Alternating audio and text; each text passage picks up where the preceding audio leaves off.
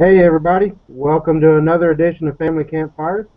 Tonight we are honored to have with us the one and only Mr. Tim James from the big state of Missouri. Um, if you guys haven't seen some of his videos on YouTube or seen him in other chats on YouTube, then you're really missing out. Great guy, great historian, um, does quite a bit of metal detecting, and I think he was also lucky enough recently to win an autographed AT Pro from a certain friend of ours by the name of Kurt Franz. But anyway, we'll get into that later on. I'm going to go ahead and jump right to it as soon as I get one announcement made. Next week, we will be at the CWPPO event, so I will not be having a family campfire next week, as I won't have a computer with me to do that. But we will be back the week after, and we will be talking about everything we found at the CWPPO and how everything went. So that's going to be a great time for sure. But I'm going to go ahead and get to this. Josh, if you want to go ahead and start off, we'll start learning a little more about Mr. Tim. All right. Well, I guess for starters, congratulations on your recent win of your signed AT Pro package there, Tim. Thank you. That was definitely nice to see. I'm sure it was a very nice surprise for you as well. That was really great what Kelly Co. and the Hoover Boys had done there, and very well presented in the video. You even did a video yourself thanking everyone and showing the package off, and as far as I can recall, that package is actually coming to Ohio to be signed by a few people. Yeah, I'm going to bring the box that the Diggers actually signed. I'm going to try to have everybody sign it up there in Ohio. So hopefully everybody can sign it. Might have to flip that thing over a few different times. It's going to be a lot of people. Yeah. Well, how long have you actually been in the hobby now? A little over 3 years.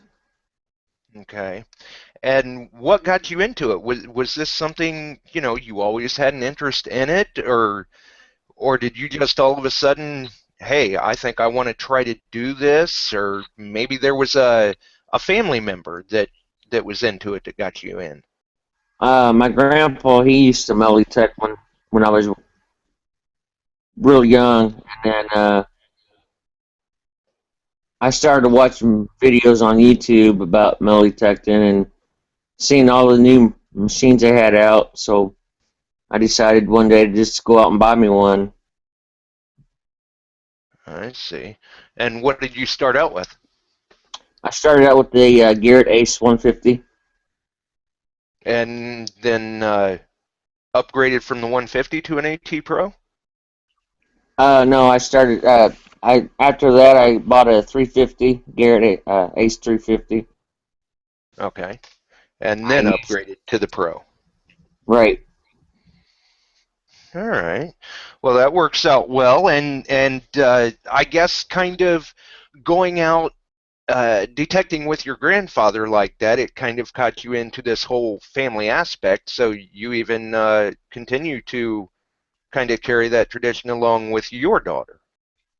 Oh yeah, she's actually going to be going with me to Ohio, and she's found a few good things that the first good find she found, she was hooked. So she enjoys going too.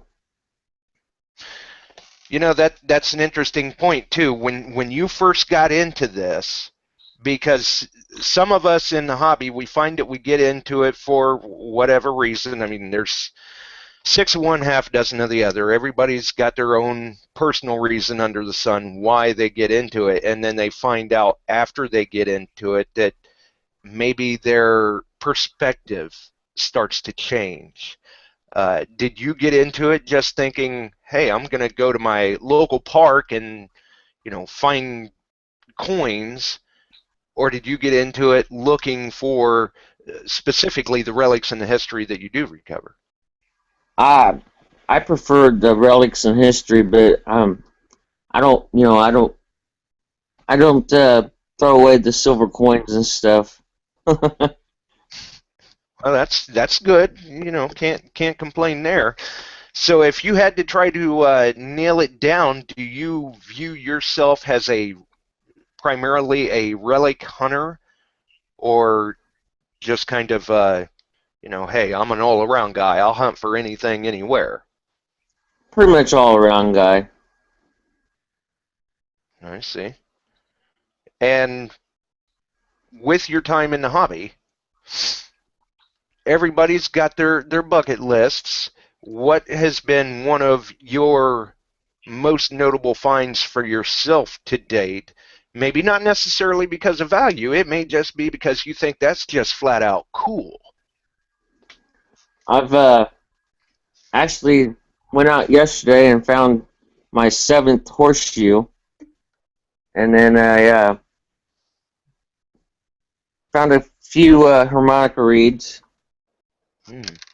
here. That was the first one I found, and I found this one just the other day. Nice. So it's safe to say that Keebler from the Stealth Diggers hasn't been into your neck of the woods. No. Not yet, anyway.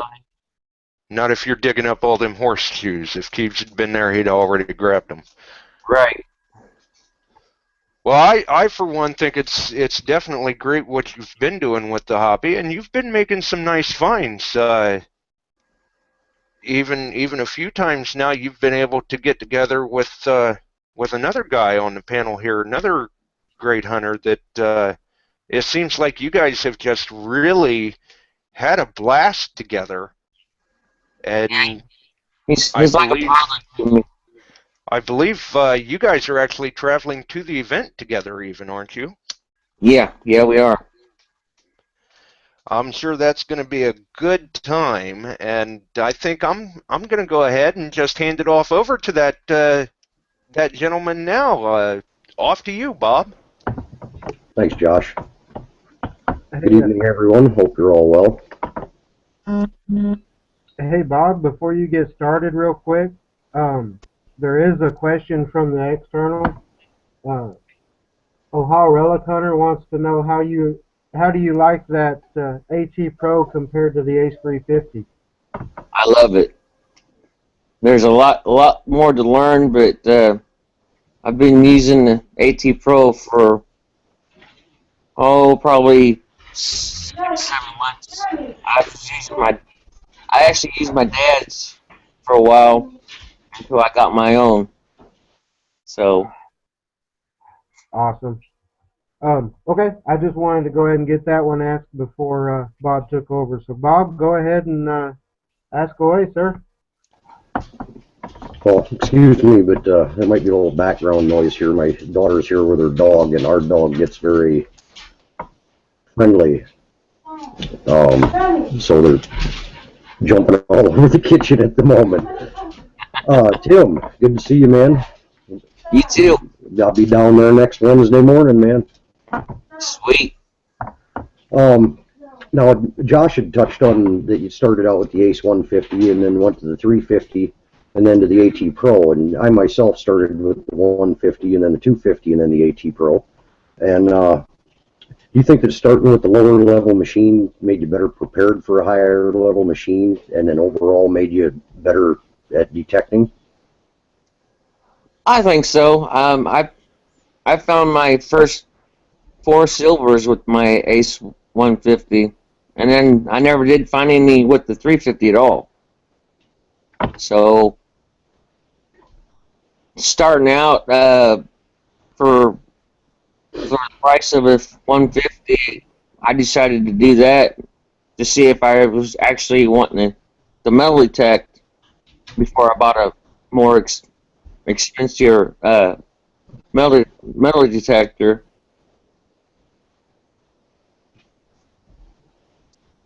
And So, I'd have to agree with that myself. And the Ace 150 is a fantastic starter machine. It really is. I know I did great with it as well.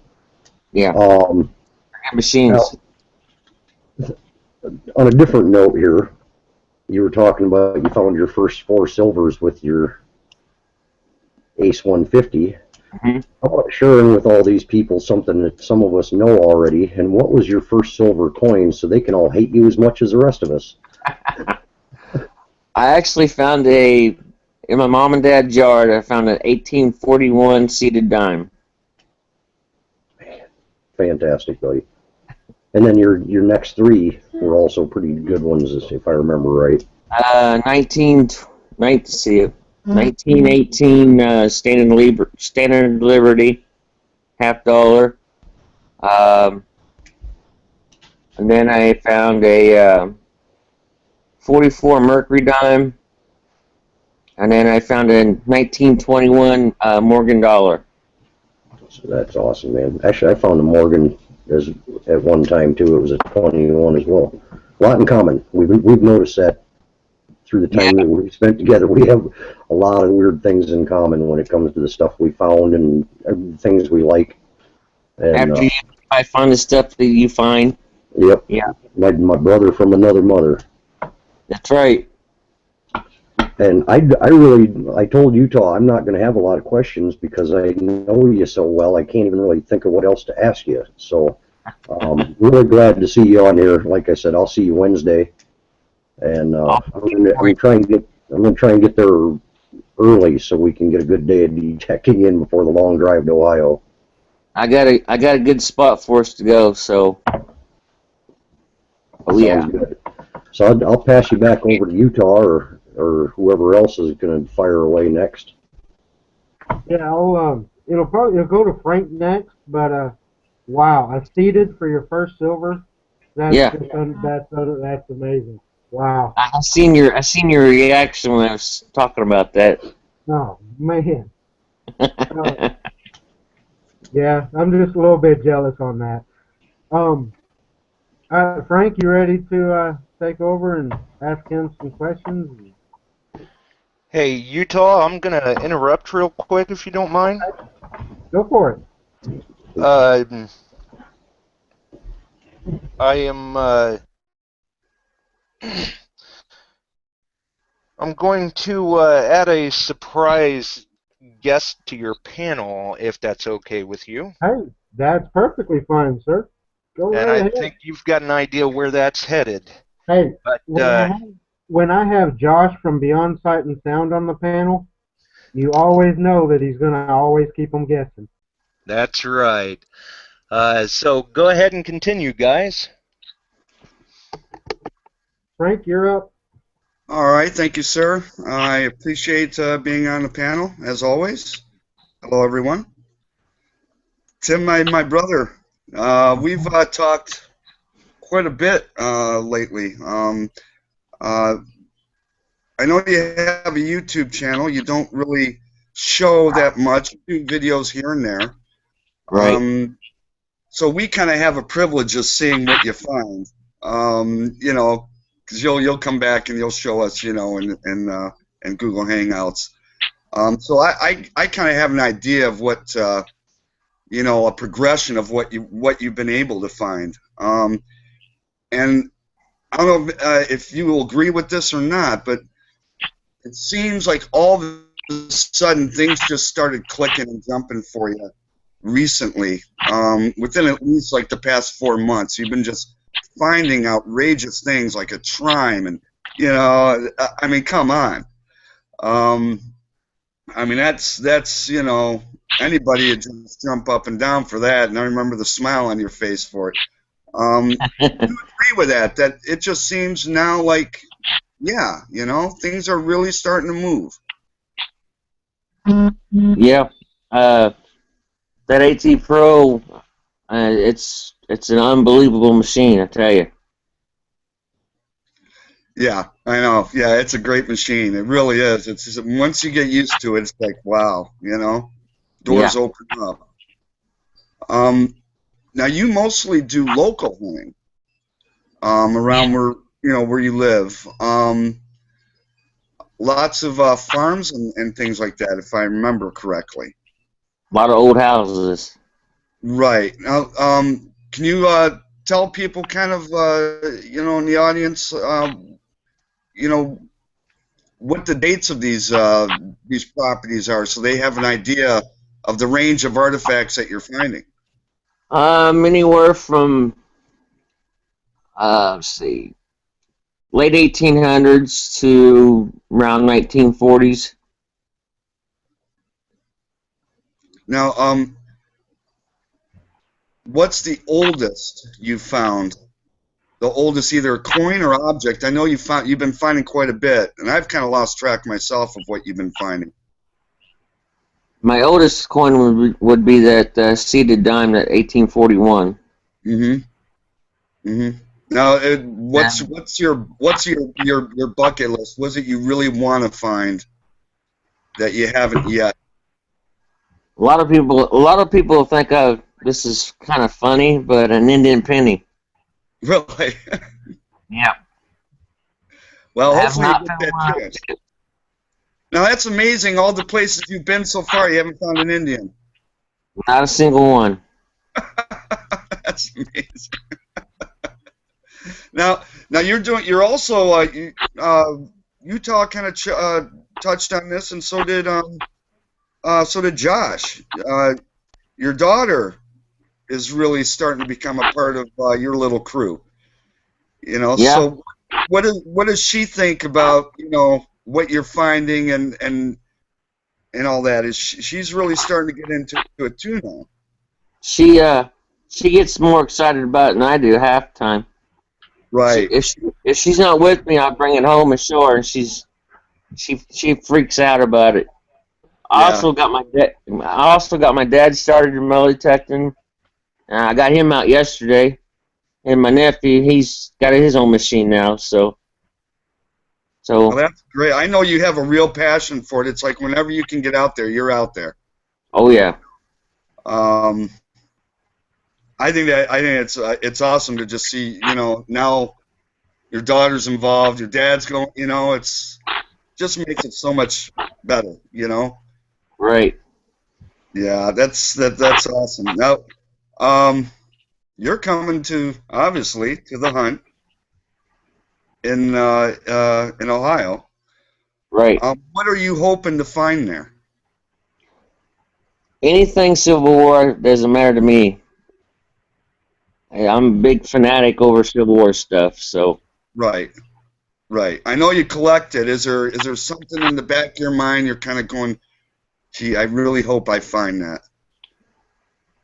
U.S. belt buckle or a Confederate belt buckle would be awesome. Yeah.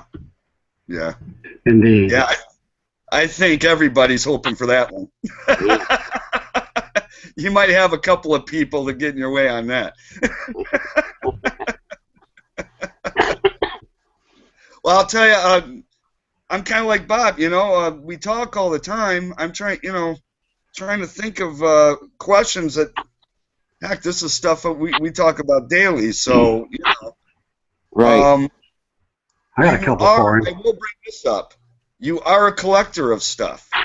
Most Yes. people don't know about. You have a pretty big selection of Tootsie Toys and things like that, cars and that sort of stuff. Yep. I know every time you find one, you put it on the shelf. Right. Can you tell people about that? Actually, the ones that I got on my shelf up here are the ones I've had when I was little. I found a couple that I gave to my nephew's little girl, and he's put them up for. But matter of fact, second time Bob came down, he found one, and then after he left, I went back the day after, and I found one identical to the one he found, same color and everything. Mm-hmm. Yeah, so, that's some. Now, what people don't know, also, you were granted permission to a home site, and what'd you find when you walked in there with your daughter?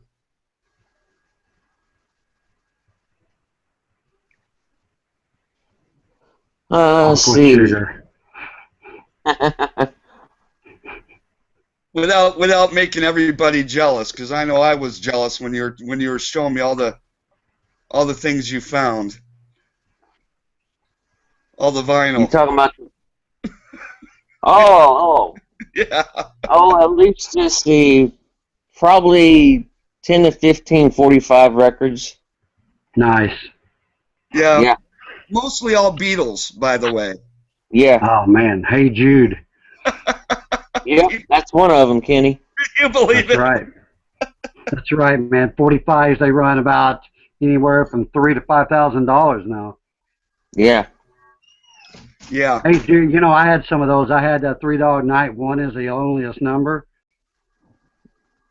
One yeah. is the loneliest number, man. You guys remember that? Uh-huh. Thank God. I'm a big fanatic on music too. Yeah, I have a few 45s laying around. Yeah, few thousand. Yeah, I got a 45 laying around, and it's Second Amendment, baby, right here.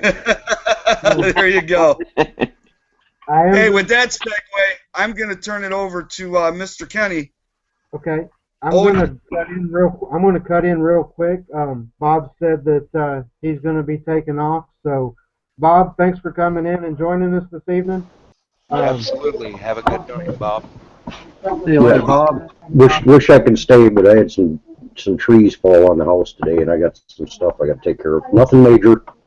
Didn't break a window or anything, but tore my phone lines out and stuff, and I got to finish that up. And if I don't make dinner for my wife, off with the head, so. Yeah. Be safe, Bob. Thanks for coming in. That's probably a priority before the trees. Yeah. Nah. Business before pleasure, gents. And it has been a pleasure. So I'll catch you all next time. All right. See you, Bob. Be well, Bob. And also, real quick, Kenny, it is amazing to see you on here, sir. Mr. Everybody, we have Kenny Moore, so. Mr. Dirt Bandit 33 on the panel. Awesome to see you in here. Great to have you.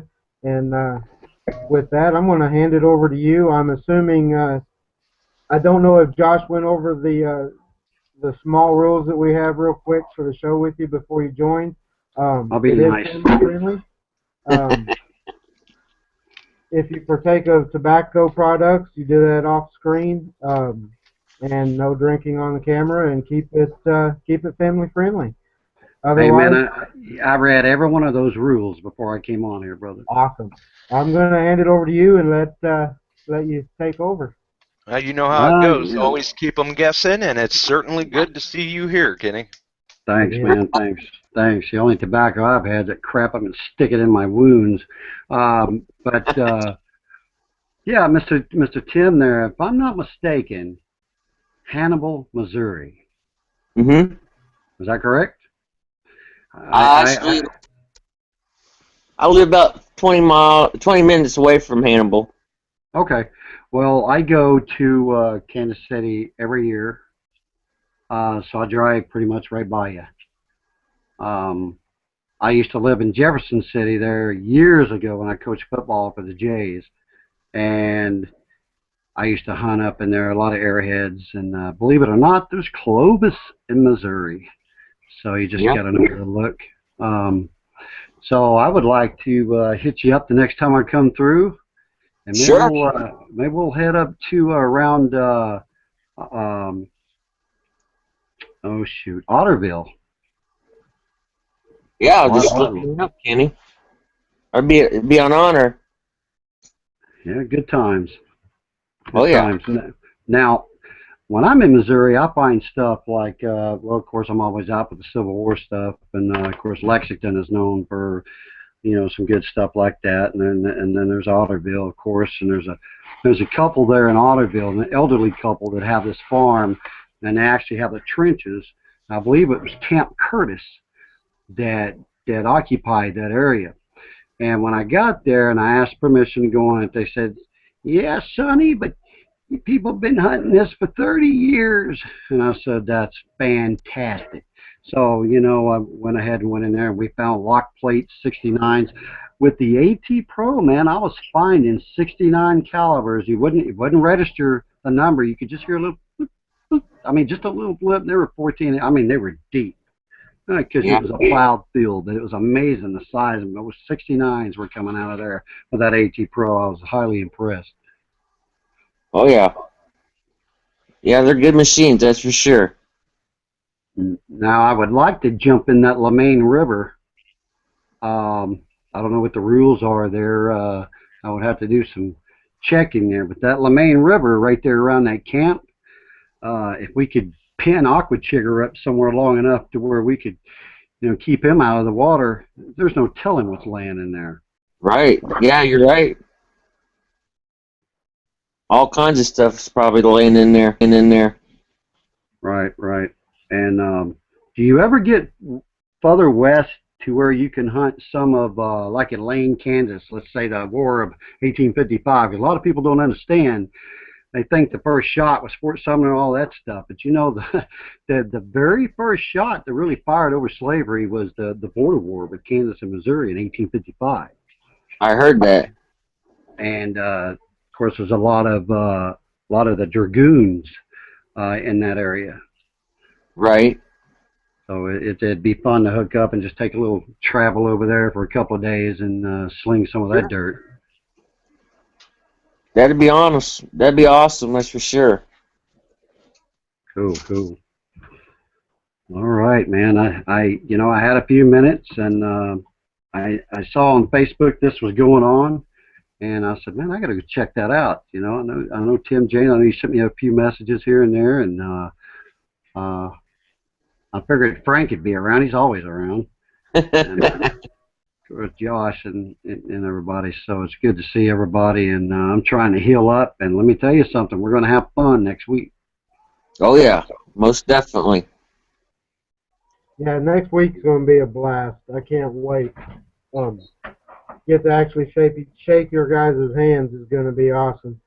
Go out and hunt with you is just icing on the cake. You know, the stars are going to align.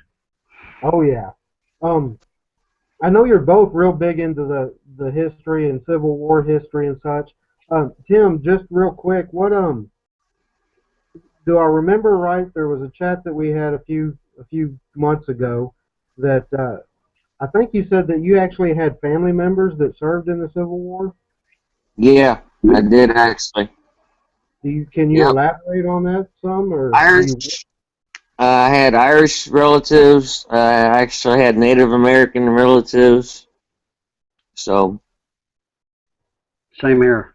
Yeah, a lot of people don't remember that there were actually a lot of Native Americans that were in the Civil War and actually fought for and on both sides of that. Yep. Absolutely. A lot of scouts as well. Yeah. Just like but, you know, every other nation. my great granddad, John Moore. If you'll watch a story of Gettysburg, they talk about John Moore. That's my family, and he fought in Gettysburg, and he survived it. Actually, was the impressive part of it. So, and you know, around this area here, it is nothing to go and talk to many folks in this town that still have their ancestors, the original muskets, ammo pouches, trunks, or whatever. They still have all of it. That's unbelievable. That's awesome. Yeah, that would be amazing it'd be amazing just to see, much less have something like that. Absolutely.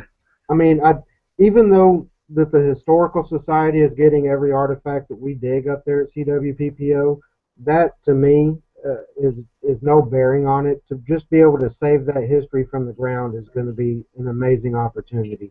Absolutely, or at the least from a poacher. Exactly. Yeah. Right. I agree with you, Kenny. I mean, it's you know, that's what I was saying last night. If we walk up there and we got our heads hung high, and we're there on a mission, man, it's a mission. This is different from just going on a weekend hunt somewhere. This is a mission to put a story behind or at least part of the story. Just no way we can put the complete story in 2.5 days, but we can put somewhat of a story behind what we're finding. And you know, I was telling Mr. Chris Engel today, if we can get in there and we can find the fired Confederates, the fired Union bullets, and not much else, because in the actual battlefield, believe it or not, you're not going to find much more than lead and iron. And you know what? When I start finding the fired Confederates, I'm going to turn around and walk that way, the opposite way. Then I'll start finding the fired Union. That's where we find the strongholds. Once we find those strongholds and you get a distance of how far those strongholds are, that will tell us whether we're on a skirmish or a battlefield. Yeah, I mean, there's several things. I mean, there's that along with the presence of cannons. I mean, if it was a running skirmish like history has it down as, cannon fire would have been next to nil because they wouldn't have had time to set those cannons up and get them prepared in time to catch up with the long skirmish. That's correct, and that very well may be true, but don't be surprised if you get a big iron signal and you pull part of a Hotchkiss or a cannonball out, because you just never know. Everywhere I've been, and you know, these are what I call on-the-run skirmishes or on-the-run battles. They were going up that trail. They're trying to get from point A to point B, and you meet resistance. Well, therefore, it's not a thought-out strategic battle per se. You're just meeting resistance. Yeah. You know, Kenny, I'm glad you're bringing up the story side of it, because, you know, as we get closer to this, you know, there's so many things going on about this hunt.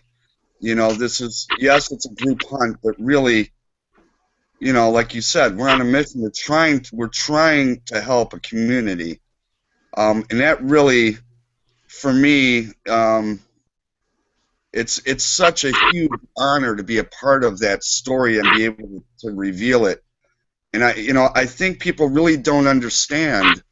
That's really why we're doing this. You know, we're gaining nothing out of it. All the items are being donated. You know? Yeah, you know, monetary wise and stuff like that, or I don't even care about the rate. You don't have to put my name on. If I find a Confederate breastplate in that museum, you don't have to put up there found by Kenny Moore Dirt Bandit 33. It needs to be found by the CWPPO, all of us together. And you know, that's the thing of it. But when you pull that out of the ground, man, and of course myself, I break out into a flipping sweat, and I have to sit there and look at it and turn it over, and you know, really sit there and stare at it to a point where I don't know. It makes you think, don't it, Kenny? You know, I want to hear it, because if you look at it long enough, and it'll tell you something. You know, that's amazing. I was just about to say, you want to hear its story, because every artifact that's been in the ground that long has an amazing story to tell. Every relic tells a story. I was hunting. I hunted. It was a long time ago, and I haven't told this to anybody, I don't think. But I was hunting, and I had a youngster with me that wanted to get into the hobby. And he was kind of sick, but he wanted to get into the hobby, so I wanted to take him. And I found a breastplate with a bullet in it. And when I picked that up, when I saw that kid's eyes look at that, and I'm like, won't you sit down a minute? And I sat down there with him, and I said, let me tell you something.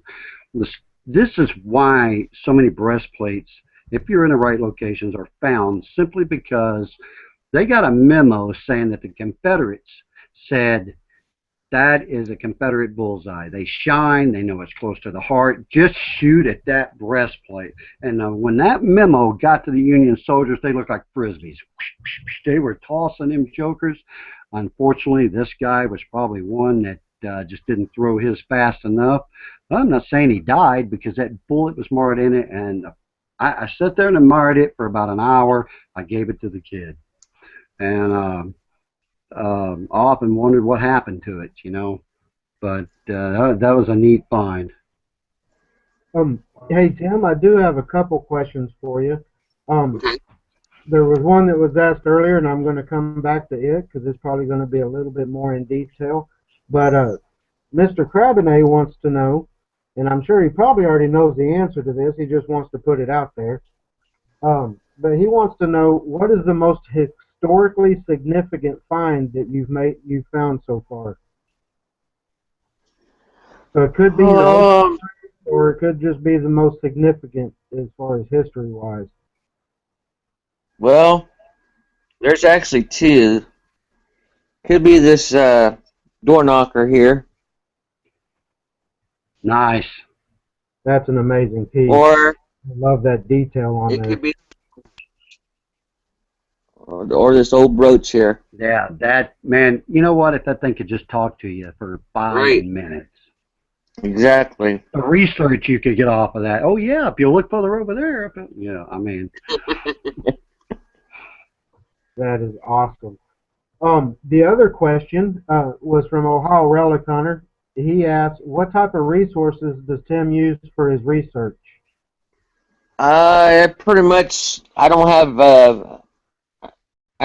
the computer or laptop. I just go by the resources of being out here when I was younger. I just go to places that I remember, these old houses around here. I was born and raised out here, so that's pretty much my resource. So basically word of mouth and memory from talking to the older folks when you're growing up and stuff. Right. Yep. You're right. A lot of times that's the best research somebody can do. Yep. I mean, it's amazing the things you can find out about an area from just talking to some of the older people in the community. Matter of fact, the house that I got permission to do when Bob comes down, my you might as well say he was our family member. He was a good friend of my mom and dad's, and my dad's brothers. Well, I actually got permission to do that, but I remember going there when I was younger. Wow. So, And there is another question. It just came in for Kenny. It says, I believe it's Craig Stryker. It's Mr. Seat Stryker anyway. Wants to know, Kenny, if you had only one day to hunt, what would you like to find? I would, if I had one day to hunt, I would like to be, let's say, somewhere I haven't been, which would be Gettysburg. I would like to spend all night there with a camp going. And then I would like to get a good signal with a piece of tin, and I open it, and it's a letter to his wife. That's what I would like to find. Wow. that'd be awesome. That would be awesome. That would be amazing. Yes. It would indeed. Hey, You don't get much personal than that, fellas. No. Exactly. You know, Tim, I'm going to go ahead and post that same question to you because I'd like to know your answer to that. I'm like Kenny. Any personal items would actually hit home more than it would be a coin or any old relic would be,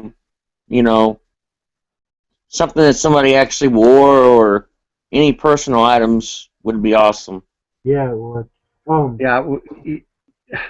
Let me say something real quick. When I was in Vicksburg, we had Miss Lou Relly crew, and we did the hunt in Vicksburg. I found an item that absolutely, I actually was shaken over it. I had to sit down. I knew what it was, and this is even before Chris pulled up that ladder badge. That blew me away totally. But I found this. I had to look at it real close, and then once I looked at it, I knew what it was. It was a bullet that had been heated up, stretched out. Matter of fact, I have it in here. I ought to go get it. I will in a minute and show it to you.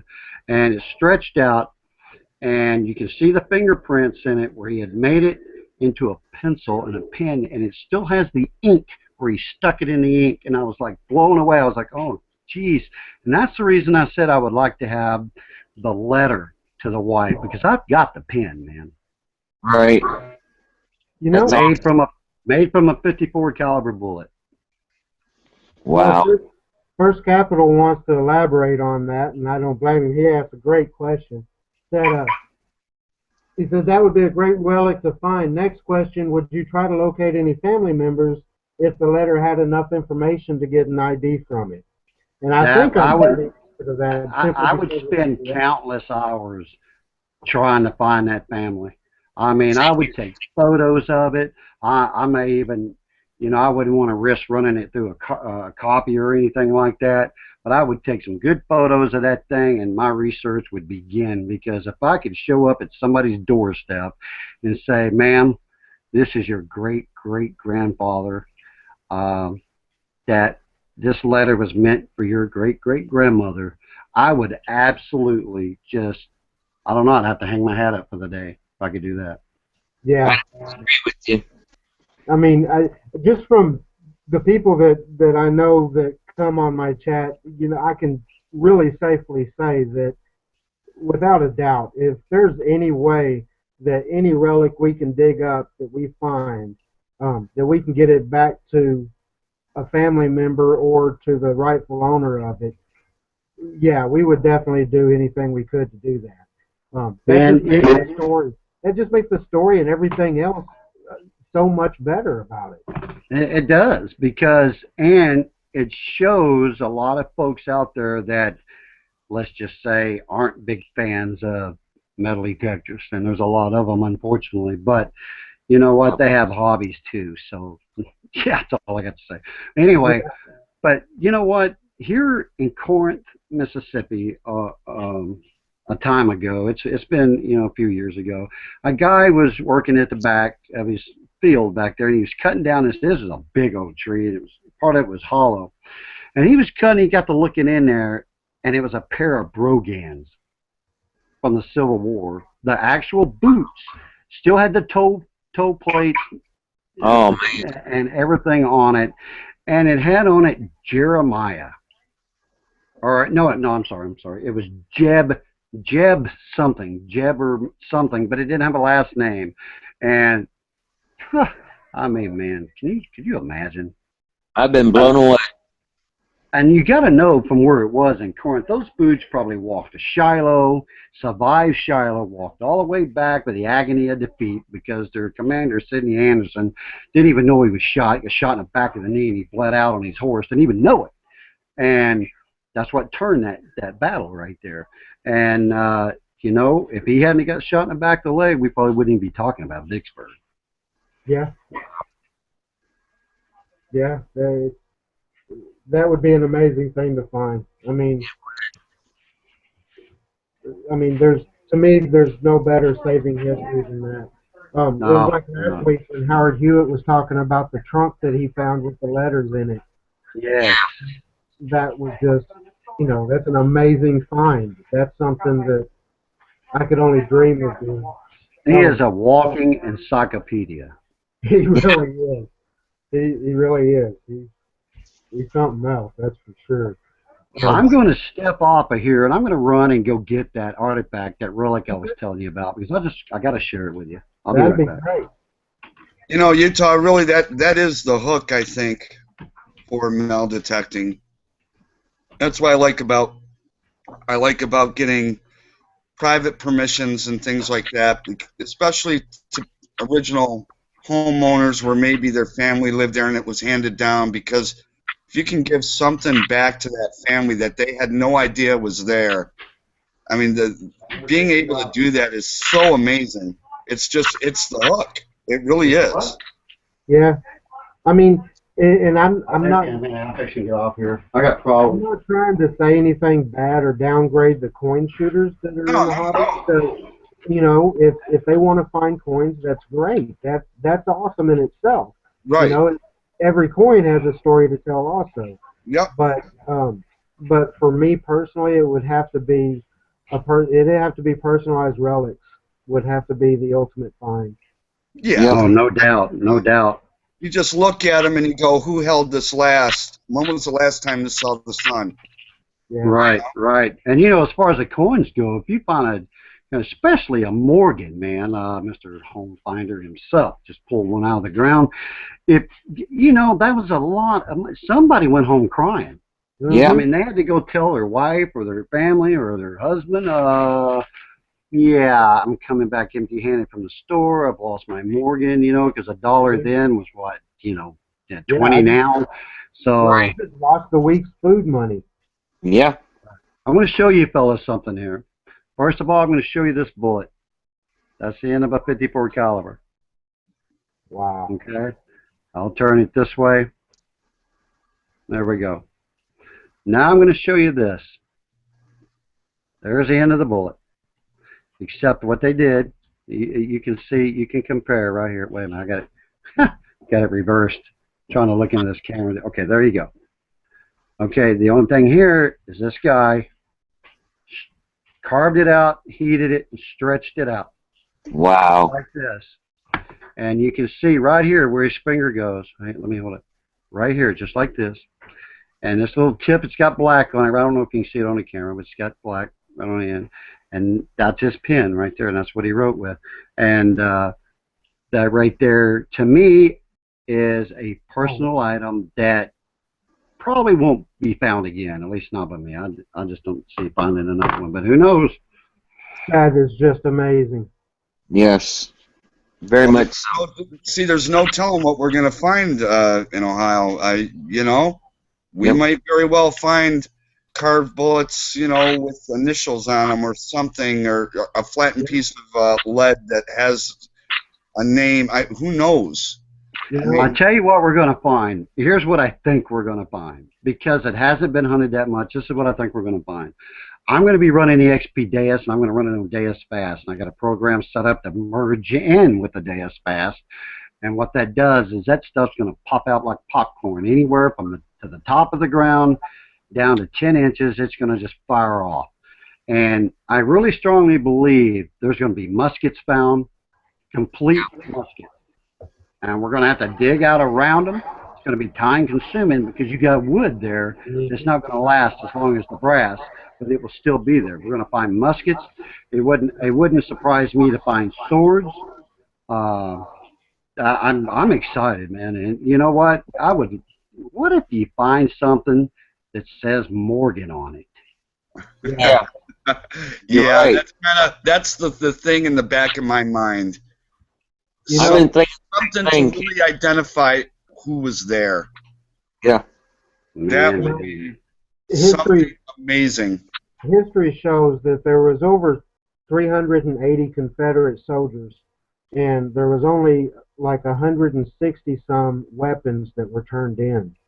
that's correct. When they were captured. So there's the potential of well over 200 weapons being laying around in the area somewhere. And that's not counting the Colt 44s.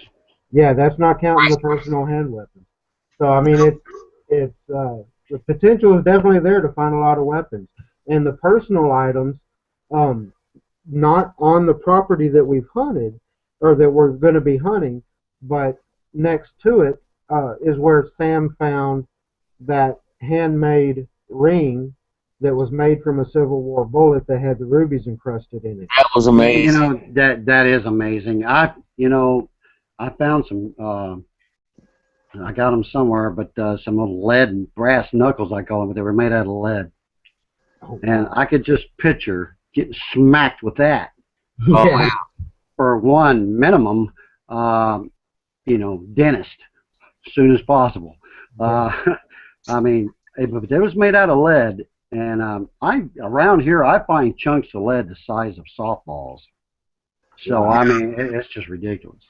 Hey, Utah, just to remind people who may be listening to this later on that this property is being heavily surveilled right now. Yes, I do want to throw that out there. Thanks for mentioning that. Yeah. Just so everyone knows, this property is being under heavy surveillance. We do have trail cams set up along multiple areas in the area watching the property. The sheriff's department is making regular increased patrols around the area to keep an eye on anybody that's out there with metal detectors or not, just out there in the area.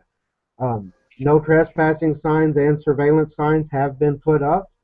The homeowners, there have been multiple homeowners that said you know, we will call the sheriffs on people, and we will prosecute to the fullest extent of the law. So the property is guarded. No one has ever hunted legally on the property that we are on. If anyone has ever done it, it was done by poaching the land. They'd never had Night the hawk. money on it. So, but And yes, really, it is under surveillance. It is being watched, and the authorities are aware that that it's a really important property, and a lot of people want to get out there. So it is being watched. and Well, I'm sorry, my feeling about this too, Utah, is that if someone's going to go in there and try and poach or do something like that, um, they're basically robbing the community, and they're basically stealing history.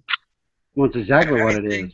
And if anybody would take any item out of there that has no reason to be there, that item's going to be cursed. Trust me. Yep. Because, you know, people are meant to find certain objects. I truly believe that. And yeah, you may find something. You may have a lot of bad luck along the way after you remove it. Yeah, it's going to cause some bad mojo, that's for sure. For You know sure. what? It's as plain as this, guys. I've looked at some of the, you know, I don't know everybody that's going, but the ones that I know is going is high character folks. I mean, they're hobbyists. They just don't go out and swing a coil. They go out and preserve history. And we carry a code of ethics with us, and we have to demonstrate that in front of those who really don't, because there are going to be some locals out there upset because they're not hunting it. I mean, that's just the way it is. There's going to be locals out there that's pissed off, and we got to remember to be better than the next man. So if we run into a situation like that, we just keep on swinging, and we'll let the proper authorities deal with them. Exactly. Exactly. You know, we're ambassadors. And I say that all the time. You know, when we're out there, we're setting it. Each and every one of us, no matter where we are, we're setting an example for the next guy watching us or asking or whatever, or the homeowner, or, you know, and if you really enjoy the hobby, you want to have a code of ethics, so people have a good feeling about it. So, you know, yeah, you may not find anything really significant, but don't ruin it for the next guy. You know what we're going to find significant? As soon as we arrive, then we look at one another and get that big handshake and a pat on the back. We've already scored right off the bat. You got it, brother. And then, to top that off, we get to go dig history, man. Right. Come on. Now, I keep saying, you know, the biggest deal for me is meeting everybody. And you know, it's such a once in a lifetime thing to be able to meet all the people you talk to personally and shake their hand and, you know, break some bread with them, share some stories. Finding the artifacts, that's all secondary. That's just, you know, the bonus. Really. It is. And I can tell you right now, I only have one word that I can put in my mind for what's going to happen, and that's epic. That's the only word that comes to mind. We got a bunch of great people. I mean, leave the detectives out of it. We got a bunch of great people showing up at a historic place to help a town out. Now, how many times are you going to get to do that? I've got to do it once, and it was on a lot smaller situation. But this is, I mean, the people that we're going to meet, just us guys here alone. I mean, I don't know, man. I'm excited about it. Yeah, it's hard to, you know, wait for the, you know, okay, it's coming up. It really is. You know, and that's the thing, you know, I'm looking for things I can bring for people just because I want to give a piece, you know, of something that, you know, to the people that I enjoy talking to and enjoy watching. I say bring yourself, bring your hospitality to one another, and everything else works itself out, man. That's just how it goes. I'm trying to heal. I got 9 days to get my butt in gear now, and I am taking, I'm taking so many antibiotics. I don't know, man. I'm just. Well, I've been there. I know exactly what you're going through. I mean, I had some kind of infection in my elbow. I was taking antibiotics for a month. They But couldn't what figure gets it me out. is that my pride is in a way too, because I used to do the survival teaches and skills and stuff like that, and the first aid stuff and how to start fires and all that mess, years ago, and I get in there ginseng hunting. What do I not have? I do not have my iodine. That is the number one thing you need to have with you besides water and a machete is iodine, because man, if you don't put that stuff on a fresh wound, there's a lot of bugs you cannot see that will tear you up. Well, and I think you pretty much nailed it too, Kenny, with I had mentioned it to someone earlier this evening as well, 9 days. We're into crunch time. For everyone that's attending, it's getting down to the wire. It's about time to start packing that gear because we're on a mission. Oh, yeah. I'm researching. I'm like, okay, I can heal while I research. Maybe if I research, I'll heal faster. Maybe, but rest, like yeah, just get the your lady rest. last night, Megan, Rusty Halo there said, rest with them antibiotics there, Bandit. Get your rest, and definitely a great group of people will be involved with. I look forward to meeting everybody. It's time for me to roll out though. So Utah, great show, and yeah, I got to roll too. You guys have a wonderful evening. I have one question, Josh. How close is Louisville, Kentucky to the dig site? It's a ways off, but I can get in contact with you tomorrow. All right. Well, I'm flying. I'm not driving. I've decided I'm flying. I'm going to rent a car, and that's the way I'm going to do it. I'm going to have my dais ready to go and everything I need. And I'm just not going to drive after feeling like this way. I'm going to sit up there in that plane when somebody says, "Where are you going?" I'm going to go, "You have no idea what I'm fixing to do." That's right. That is awesome. Yeah, I think everybody after Sunday, they're going to be all pie-eyed and just on a burnout because everyone will be just, I just hope I'm not sitting across from Bill Ladd. That's going to be that's going to be. I'm going to be like, we're going to go scare the hell out of Howard. We may be finding some coppers. Yeah, Howard's going to have some jabs coming. All right. Well, hey, we'll catch everybody at another time. Thanks for coming on, Josh, as always, and hopefully we'll see you in a few days. Absolutely. Man, I gotta bug out of here too. You take one more good look at that piece of history right there, man. I can't even justify it there. I'll try to. Where's the camera right there? That's awesome. That is awesome. I literally, some days when it's raining, I'll actually pull some of this stuff out and just sit here and do this. I'll just look at it. Mm-hmm. Is there something I'm missing? Maybe you could, tell me something else. But that's just the way I am. I can't help it. But anyway, guys, I'm looking forward to seeing each and every one of you. And Same here, buddy. All right. Thanks for coming on, sir. Absolutely. Always welcome on here at any time. Just let me know, and we'll send you a link and get you on here. All right, man. Sounds good. Glad to see you, Kenny. Kenny, you heal up. Heal up. All right. Don't worry about that. It's hardcore time. Yep. All right. All right, brother. Be well. Heal up, man. We'll see you soon. Yeah, talking about getting excited about going, I think just today alone, I pulled my duffel bag out of the closet 3 times getting ready to pack. I've been counting the days myself. Yeah, I mean, I'm flying up there in 6 days, so I can't wait. It's awesome. Yeah, my family already know that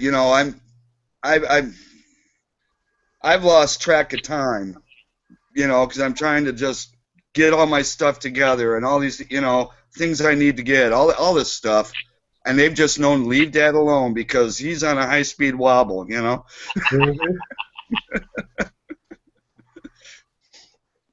I think you all are, So. Utah, I had to tell you something. My daughter is already packed. Hey, Days ago, she packed. hey, if there's a female that's already packed and ready to go, you know it's got to be important. Like I said, she's more excited about this than I am. That is awesome. Well, and that's the cool thing. You're bringing your daughter. How Yeah. cool would it be for her to find a mini ball? Oh my God, I can't wait to hear that story. I know. That's. You know? I I've been wanting to switch gears a little bit and ask you about her doing some hunting as well. Did she get into the hobby just basically because you were doing it and to spend time with you and to have something to do while she was there, or and how do you keep her interested in hunting while you're out doing it? I don't have to keep her interested in it at all. When I got my Ace 150 and I found that first coin, she was hooked. I mean, matter of fact, I let her borrow my Ace 150 the same day, and she found a old pistol, half of an old pistol, and she was hooked. Wow. In my mom and dad's yard, and my mom and dad live in an old schoolhouse. Oh wow. And it was there was actually a schoolhouse there before the house that they live in. The old schoolhouse that was used to be there was built in 1800s, and the house my mom and dad live in now was built. The schoolhouse was built in 1920s. So there's actually two schoolhouses there. That is really cool. You see, we've had the privilege, though, Utah, to see him in chats like this, private chats and stuff. He has such a great relationship with his daughter. It really is. It's awesome to see a father and daughter just enjoy each other and have a great time together. And, you guys pretty much are buddies. Oh, yeah. You goof around like buddies. She's more or less my best friend. Yeah. That is awesome to see too, because you see her face lights up every time she's near you. Oh yeah. You can tell she's daddy's girl. Tim, thanks for coming on tonight. My pleasure. Thanks for having me, brother. It's awesome to finally get some information out into the public about you and get you on the chat. Frank, as always, it's great to have you on with us. Always an honor, sir. Thank you. Hopefully I'm still doing your idea of the show well with keeping it going. You're doing a fine job. Better than I could do it. No complaints here, Utah. I do want to thank everybody in the external for coming out this evening. Dish Outdoors, I really miss being in there and chatting with you guys. Hopefully I can make that back here in the next couple of weeks after this project is over with. It's great seeing everybody out there. Thanks for coming out and watching. If it wasn't for you guys, we wouldn't be doing this at all. Not on a public forum anyway.